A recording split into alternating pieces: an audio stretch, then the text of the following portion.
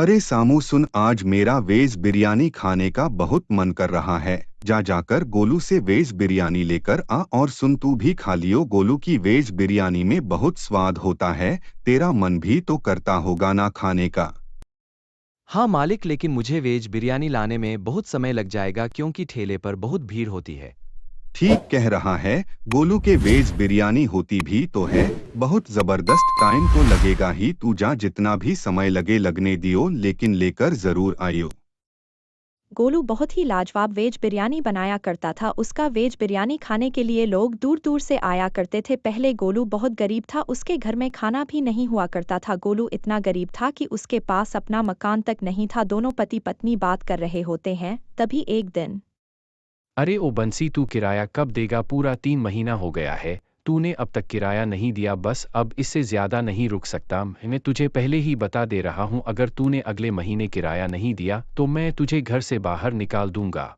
मालिक थोड़ा टाइम और दे दीजिए। वह क्या है ना, मेरा काम छूट गया है।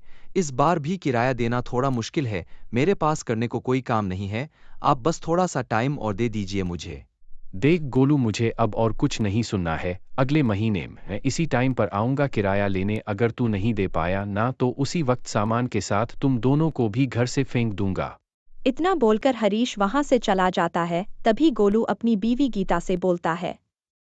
गीता, अब मैं क्या करूं? इतने कम टाइम में इतना पैसा कहां से लाऊं? मुझे तो कुछ समझ नहीं आ रहा है। हमारा मकान मालिक हरीश बहुत तेज आदमी है। अगर हमने किराया नहीं दिया तो वह सच में हमें घर से बाहर निकाल देगा।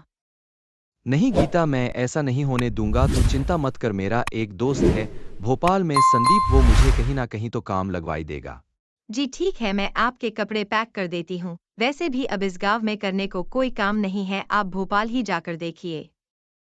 अगले दिन सुबह होते ही गोलू भोपाल जाने के लिए निकल जाता है। गोलू का दोस्त संदीप भोपाल में अच्छी कंपनी में जॉब कर रहा था। गोलू अब जैसे तैसे संदीप के पास पहुंच जाता है। वहां पहुंचकर अपने दोस्त संदीप को सारी बात बताता है। तब संदीप कहता है। अरे यार, तू टेंशन मत ले, कल ही तुझे कहीं ना कहीं पर काम लगवाता हूँ। चल अब तेरे लिए कुछ खाने को बना कर लाता हूँ।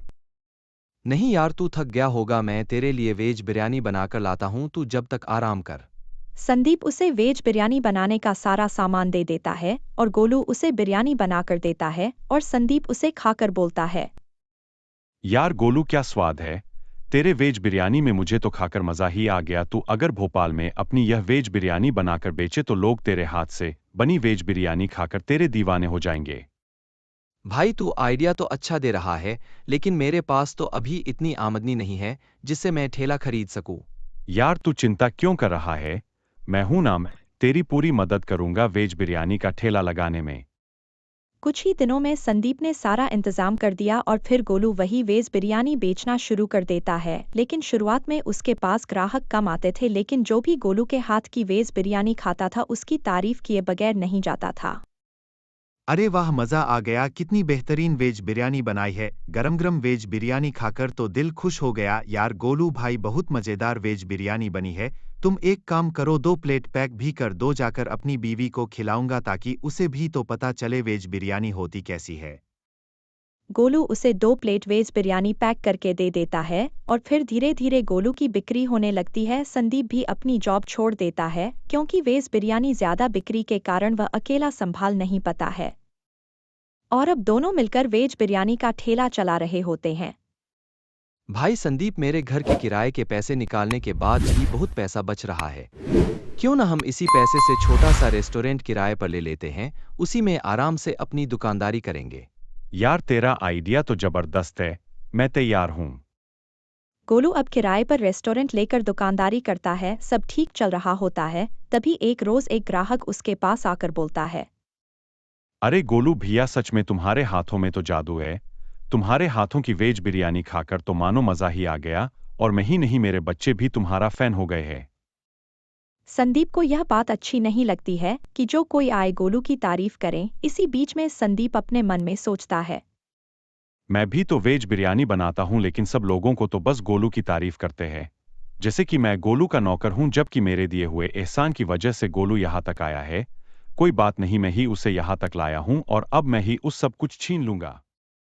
संदीप के मन में अब लालच आ जाता है। अगले दिन जब गोलू बिरयानी बना रहा होता है कि तभी संदीप चुपके से उसमें बहुत सारा नमक मिर्ची मिला देता है और खुद से बोलता है, अब देख गोलू, जो लोग तेरी तारीफ करते हैं ना, अब वही लोग कितना जलील करेंगे तुझे। आज देखते रहियो बेटा तू। संदीप यह बात सोच ही रहा होता है कि अचानक से उसका हाथ पतीले पर लग जाता है और सारा खाना उसके पैरों पर गिर जाता है और साथ ही संदीप का हाथ पूरी तरह से जल जाता है। तभी गोलू वहां पर आता है और बोलता है, भाई संदीप, तू ठीक तो है? और तूने खाना कैसे गिरा दिया और तेरा हाथ भी जल गया है? पता नहीं यार, अचानक से मेरा हाथ लग गया और सारा खान गिर गया। कोई नहीं यार, अब तो अपने पास और बिरयानी बनाने का सामान भी नहीं है। आज हम अपना ढाबा बंद ही रखते हैं और मैं घर जाकर तेरे घाव पर मलहम लगा देता हूँ, चल। संदीप की चाल उस पर ही उल्टी पड़ जाती है, लेकिन अभी भी वह मानता नहीं है। उसके खिलाफ संदीप के मन में नफरत बढ़ती जाती है। दोनों घर आते हैं और घर जाकर गोलू संदीप से बोलता है। गोलू संदीप के हाथ में पट्टी लगा देता है और तभी कहता है, यार संदीप, कितने दिनों बाद हम दोनों साथ में बैठे हैं। रोज सुबह सुबह ढाबे पर जाते हैं और रात में थकेहरे से घर आते हैं। सच बताओ तो अब हमें अपने परिवार को यहीं बुला लेना चाहिए। अरे यार, अभी तो हमने ज्यादा कमाया ही नहीं है। पहले एक अच्छा सा अपना घर ले लेते हैं, फिर बुलाएंगे अपने परिवार वाले को। यार आज तेरी भाभी की बहुत याद आ रही है। पूरे 1 साल हो गए हैं उससे मिले और यार हमने तो इतना काम ही लिया है जिससे हम उन्हें यहाँ लाकर अच्छे से किराए के मकान में रख ही सकते हैं। देख गोलू, मैंने तुझे कहा ना, अभी नहीं तो अभी नहीं। हम दोनों को अभी अपने काम पर ध्यान देना चाहिए। तुझे समझ नहीं आ रहा है क्या? संदीप को ऐसे पहली बार गुस्सा करते हुए देखकर गोलू को थोड़ा सा अजीब लगता है और संदीप भी वहां से उठकर चला जाता है। अगले दिन संदीप फिर से खाने में कुछ मिला देता है। फिर गोलू बोलता है, लग रहा है आज का खाना भी खराब हो गया है। कोई नहीं, अभी बहुत समय बचा है, हम दोबारा खाना बना लेते हैं। अरे भाई, मेरे साथ क्या हो रहा है? मेरी हर चाल खराब हो जा रही है। हाँ भाई, तुझे जो ठीक लग रहा है वाह। अब गोल फटाफट से खाना बना लेता है। फिर एक ग्राहक आता है और बोलता है, गोलू भाई, 1 प्लेट वेज बिरयानी लगा देना जल्दी से। आज का वेज बिरयानी तो मैंने जल्दबाजी में बनाया है, पता नहीं कैसा बना है। अरे कोई नहीं भाई, जैसा है वैसा ही दे दो, बहुत भूख लगी है। गोलू ग्राहक को डरते डरते बिरयानी का प्लेट दे देता है। ग्राहक बिरयानी खाकर बोलता है, अरे वाह गोलू भाई, आपकी बिरयानी तो और जबरदस्त बनी है। आपके हाथों में जादू है, जादू। नहीं नहीं भाई साहब, इस तारीफ का हकदार मेरा दोस्त है। अगर मेरे दोस्त में मेरी मदद नहीं ना की होती तो आज मेरा कोई नाम नहीं होता। ये सारी बातें कोने में खड़ा संदीप सुन लेता है। गोलू के मुंह से यह बात सुनकर संदीप को अपनी गलती का एहसास हो जाता है। फिर वो घर जाकर गोलू से बोलता है, भाई गोलू, मुझे माफ कर दे, मैंने तेरे से एक बात छुपाई। ऐसी कौन सी बात है संदीप जो तुम मुझसे माफी मांग रहा है? संदीप ने गोलू के साथ जो भी किया वह सारी बातें बताता है। गोलू फिर संदीप से बोलता है, कोई बात नहीं, तुझे तेरी गलती का एहसास हो गया, इतना ही मेरे लिए काफी। अब मेरी एक बात मान ले, हम हमारी फैमिली को यहाँ बुला लेते हैं। यार तू टेंशन मत ले, मैंने टिकट भेज दिया है। कल ही हम दोनों की पत्नियों यहाँ आ जाएगी। अगले दिन ही संदीप और गोलू की पत्नी आ जाती है। फिर सब लोग खुशी खुशी एक साथ रहने लग जाते हैं।